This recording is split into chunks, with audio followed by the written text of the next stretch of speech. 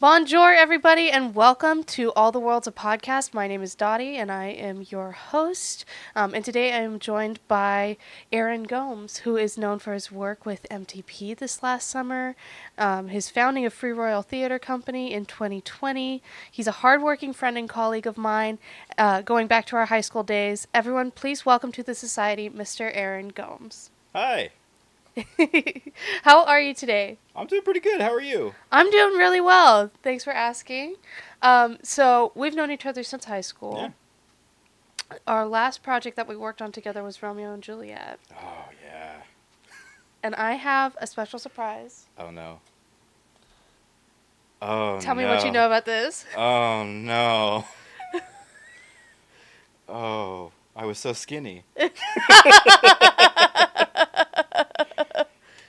Oh, that was a long time ago. I think I have one of these too. Yeah. Somewhere. I think my mom has it. I want to do a like movie night in the park where Oh. we just have like, because we didn't really get like a high school reunion because of COVID. Yeah. So we could come and watch Oh, this, that's horrifying and that sounds like fun. right? Oh, gosh. Okay. I can't look at that anymore. Okay. Take it away. Take it away. Um, what have you done since Romeo and Juliet? Oh, theater wise, I did a fair amount after that. I continued in college. I did um, at Fresno City. I think it was only one show. I think it was only in Still Life for Iris at Fresno City, but I did a few shows at Fresno State and with Good Company Players afterwards. I did at Fresno State. I did Particle of Dread and um, Two Gentlemen of Verona. First with Jay Daniel and the second with Brad Myers, and those were really interesting experiences. Okay. Kind of revitalized my love for theater again. I'd lost it for a little while. I stopped. Yeah. I'd had not the best experiences at Fresno City, and I kind of ended up going away from it and doing other things. Yeah. But being a part of those shows was like uplifting again, and also at Second City I did not Second City, Second Space. That's a very Second different City. thing. That's a very different thing. Um, with the Good Company Players, I did It's a Wonderful Life, the radio play version, which was Nice. so fun. It was so fun. It was like the rare experience where everything gelled, everyone got And it along, was just everything. jazz. It was just jazz. It was perfect. So all those experiences were really nice again. And then um, did a couple more shows. Did Star Spangled Girl, which was not the best experience Hmm. because we were doing Star Spangled Girl. If you're familiar with the show, it's a 1960s comedy by Neil Simon. Not super great towards women, and not very um, of the time now. And after we had cast it, Me Too happened, and then we still did the show, which I think was probably a mistake. And there were many other. That was a very very rocky production, Yikes. and I was like, I think I'm done. And then COVID happened, so everything kind of shut down anyway, and that's what led me to do Free Royal. Um, Well, that you're kind of jumping ahead of me. a little. So, Sorry. hey, that's okay. You've been getting up to a lot. Tell me about Free Royal. Like, what was the vision? I mean, at first it was just. Obviously, it should preface that none of this ever came out. It just was something that we did, and it kind of got away from us. But the idea was that everything was shut down. None of us were working. None of us were able to do theater anymore because we couldn't be in a theater together at all. Yeah. So I watched a lot of streamers, a lot of content creators, and I thought maybe we could just do this online. Maybe we could stream this. Maybe there's something we could do. I watch a lot of people who talk about sort of the nuts and bolts of everything, and I started putting together I think I could do this way. Maybe we could film it like this. Um, I talked to a couple of friends, talked to Austin, who you've already interviewed, and a couple of other people, and they all seemed excited. They talked to other people, and a lot of people just kind of got on board, and we sort of put it together. The idea was to have a virtual theater where we would be live streaming and creating other content. My driving vision was that, like, apart from just being able to do theater in some Right. way, which was sort of the main thing, Just be able to do art. just be able to do it, which I think that it served that for all of us that were involved, at least, so that we at least got to do that. Yeah. Um, and I really, the thing that really gets me about theater and always has is the, like, exclusivity of it. I've That's why we're here. Yeah, and that's for why I'm, like, kind of excited about this, is because Yeah. it's very much along the same reason that I did what I did there Yeah. with Free Royal, Just and remove those barriers. just get the barriers away. And I think there is the temptation and the long-standing stigma of, like, oh well, it's ethereal, it's in the moment, and that's the magic of it. And that's true, but also a But lot of people also, can't see it, and that makes it harder for it to flourish and to live. So I wanted to, like, yeah. invite people in more, to make it not only available, so we're doing shows that people can just watch whenever, but also to create a lot of content that gets into the nuts and bolts. Let's talk to the scenic designers, let's talk to the costume designers about every show, how they're doing all the problem solving, and, like, Yeah. open this whole process up to people, because it's not just the acting that you see at the end, it's all the little pieces that are magic Yeah. and will draw different people in. There's a lot of people who love technical theater. I know a lot of people I know in technical theater, and they're, like, some of the most intelligent and creative people I know. Yeah. And I want them to get their flowers too, Yeah. and for people to be excited by all of it. All of it is cool. All of it is awesome. I just bumped that. Sorry. It's totally Um, okay. but that Meanwhile, was Jeremiah on sound is just, oh, sorry. But I'm getting a little excited. no, you're totally good. Please get excited. But that was what I wanted to do, was not only to have it so that we could do it, but also kind of seize the opportunity to open it up a little more Yeah. and make all of it available to everybody. Yeah. Absolutely. And we are so of one mind about all of that because, I mean, that's what the Central Valley Theatrical Society is all about. Like, breaking down those barriers and being a society first and really creating and maintaining those connections between different creatives and giving the flowers to people who usually don't get their flowers. Um, yeah, just fantastic. Um, so, you are a graphic designer. Yeah. So tell me about that. What does your process look like? I've never done graphic design before, but I have done costume design, so we might have some similarities. But Currently, it's very messy. I'm trying to okay, get a lot more formalized, because the process, for me, involves a lot more research up ahead. For everyone, it should be a lot more research. Um, you get taught a lot in school, because I went to school for this. yeah, I went to school up in Portland at Portland State, um, and I had just the coolest professors on the planet. All of them were like, "Oh, this is the coolest professor I've ever had for anything." And then you take another class, like, "Oh no, this is the coolest professor." Um, they just continued putting on pairs of sunglasses they yeah, as you took classes. they've got so many hats on top of them. There was one teacher I had, Briar Levitt is, like, the name. Um, she's well known, worked in the field. I mean, all of them have worked in the field, but from her I learned a lot more about. We did this class. It was design history, where we were learning about historical movements. It's like art history, but graphic design focused. And she also had us do these projects where we looked into um, various, like, issues like, how do I describe this? We'd have to like read a bunch of media and then respond to it, and that's fairly rote. But I ended up finding a lot of books about like intersectionality in design and like representation Mm. of disabled people in design, Mhm. and Mhm. sort of getting more into this like inclusivity and learning more about all of these things. And the thing that struck me most about that is all of the examples of people who do graphic design and don't ask a lot of questions. Yeah. I I try. I'm getting off track a little bit here. No, I think you're right on track because any part of design is like all questions. Hmm. Yeah, it's.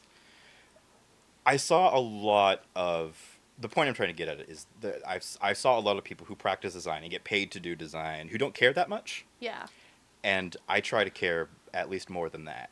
I Hey, you know? it's so all of my attempts at trying to find what the beginning of my process is finding the care, figuring out what the real problem is, and how to address it responsibly in a way that makes sense and that is more than just kind of like checking a bunch of boxes. So a lot of research goes into that. And it's more research probably than a lot of other people would do. And then from there, the process is pretty well documented at this point. You do the research, you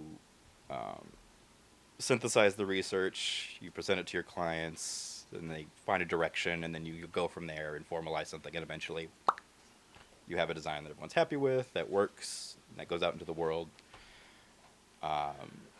Nice. Yeah. I like it. I think that's really cool. So, like, as a graphic designer, Comic Sans or Wingdings? I actually really like so here's my font problem. I don't think Comic Sans is bad. I think it is overused by people who because it's available everywhere and it has like a fun feel. It's used by a lot of people who aren't like trained in design and they use it improperly. Graphic design is my passion, Graphic kind of. design is my passion. But the thing about Comic Sans is it's dyslexia safe, so it Right. has a purpose. It has a use. You need to futz with the letting of the letters a little bit to make it look a little nicer. I think there are some new fonts that have the same feel, but are designed a little more palatably. But I think Comic Sans is nice. I think it's fine if it's used correctly. I think Wingdings is fine. I mean, it's just a bunch of symbols, so Yeah. it's they're useful in ways. What is the purpose of Wingdings? Do you know? I mean, they're just a bunch of symbols, right? So I think so. it's just to have it easy to address. Like you could just type and you get these symbols that are ubiquitous and easy to use. And a lot of design is just ease of use. That's the main thing. Is like is can we make something that is it is communication. It is can we make this usable? It's not necessarily art. That's an argument that goes back and forth a lot.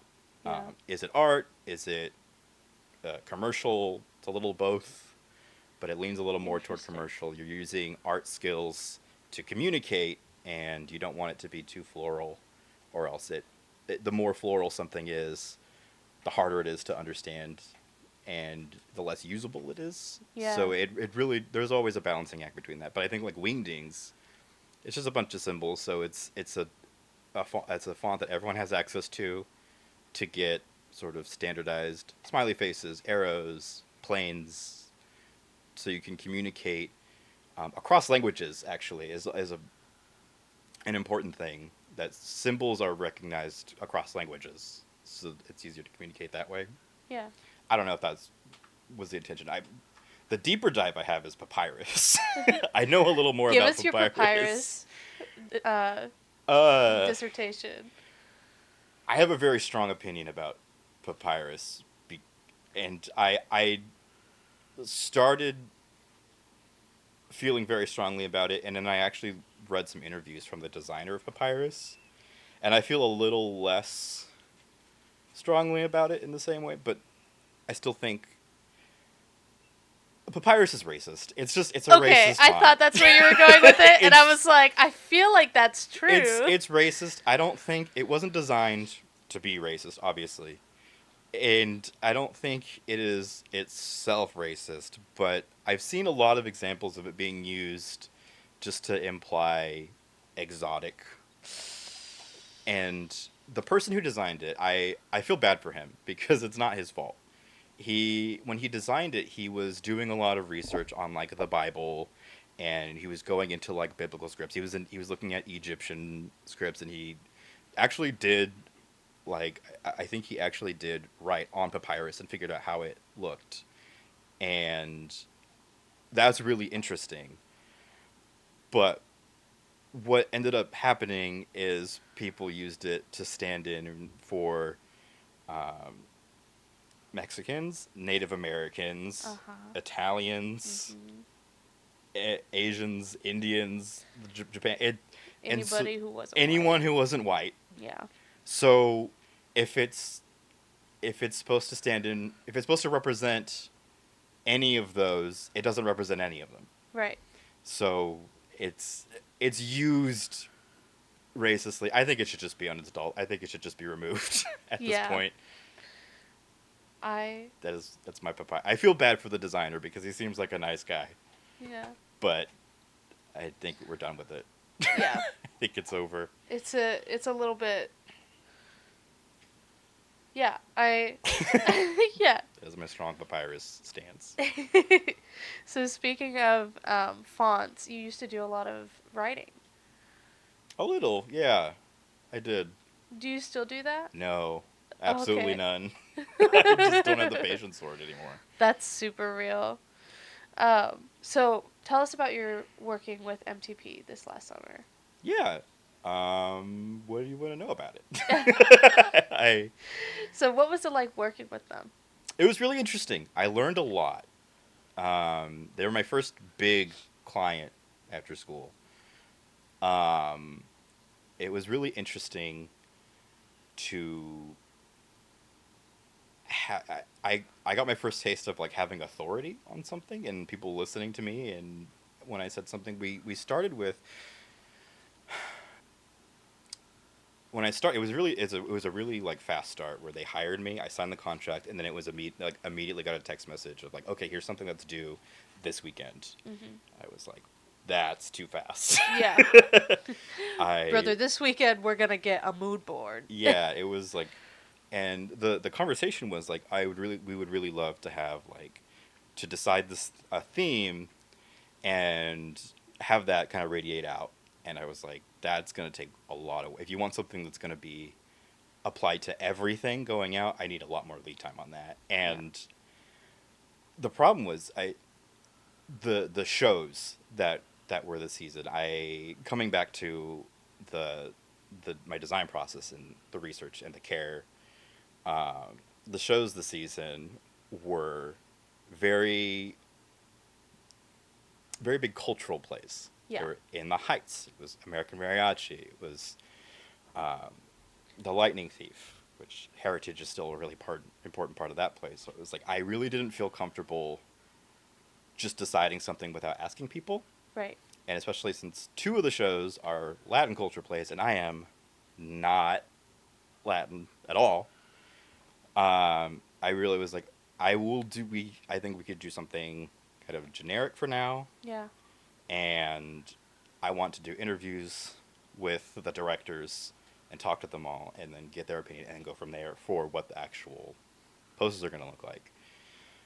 And that ended up being a very interesting process. The interviews were all so helpful, and I'm really glad that I fought to do those or asked to do those, and that they agreed and set them up, and we did them. And it was so basically, I had three bosses. I had three very different people to find three very different directions for, and also a top level boss to be beholden to for production Yeah. stuff. Like this, This is how big the paper is going to be. We're not printing any larger than this. And then three different people with three different expectations of what they wanted from the posters. That was really interesting and they were very different, each of them. So I got a lot of experience of dealing with three different, very different types of people in terms of how the design worked, and that was really exciting and scary and Yeah. hard, but really rewarding. And I felt really happy with how it all came out. Surprisingly happy with how everything came out, having to balance all those voices. Yeah. That's super cool. Um, all right. Um, are you what projects are you looking forward to? Um, Currently I don't have too much. I'm working on something for you guys. Yes. And that's really fun. He's gonna be our graphic designer. That's exciting.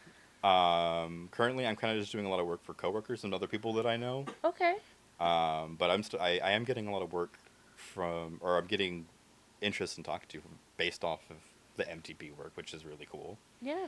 Um, and then I've got my own personal stuff that I'm working on. That's gonna be fun. I've got to do my own personal branding, Nice. which is gonna be a lot of fun. Getting my portfolio together, and just learning a lot of new stuff. I'm learning 3D. Ooh. 3D is a whole thing. Which program are you learning? Blender. Blender is rough. I would start with um, SolidWorks if you can. Mm. It does the same thing as Blender, except um,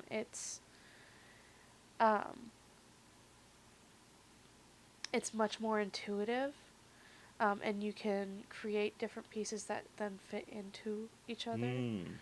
later on. But Blender is also free, so I Yeah. understand why you went with that one. It is free, which is the cool part. Yeah. is that it's free. It's so hard though. It Oh is. my gosh. I've gone through the donut tutorial. Yes. And I enjoyed that. Famous The donut donut. I tutorial. made the donut, and I made the animation, and it all worked out. So Okay. yeah. Heck yeah. Love that for you. All right. Do you have any socials you'd like to plug? Not currently. No, I'm very behind. Oh, okay. Is there an email address that you would like to share? Yeah, you can find me. You can get a hold of me at aarongomesdesign@gmail.com currently. Alrighty. Well, thank you so much for joining us on the show today. Absolutely. We really appreciate you.